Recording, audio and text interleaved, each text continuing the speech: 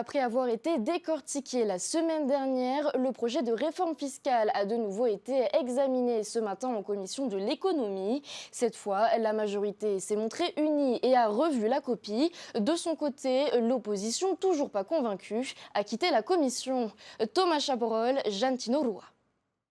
Rebelote, le projet de réforme fiscale du gouvernement est revenu ce matin en commission des finances à l'Assemblée.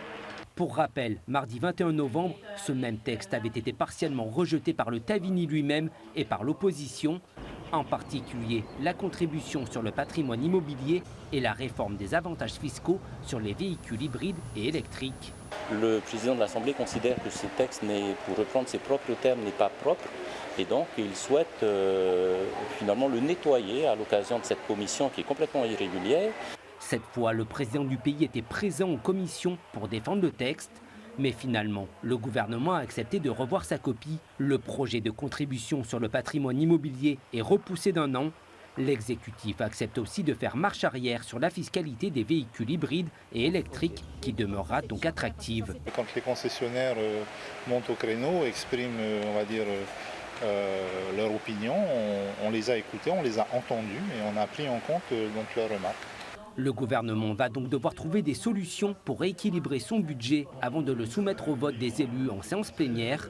Pour leur part, les élus de l'opposition déplorent les méthodes employées par le président de l'Assemblée. L'opposition a même quitté la salle avant la fin des débats. Aujourd'hui, on nous réunit sur le même texte. Ça veut dire alors qu'on efface tout ce qui s'est passé et toutes les décisions qui ont été prises le 21 novembre dernier. Et c'est ce qu'on a dit, donc là, ce matin, au président de l'Assemblée.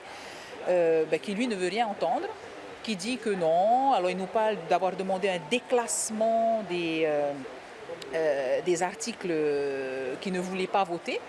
Or ça n'existe pas dans le règlement de l'Assemblée. Donc on a aujourd'hui un président de l'Assemblée qui fait un règlement sur mesure. Le Tapura Wiratira envisage de déposer un recours.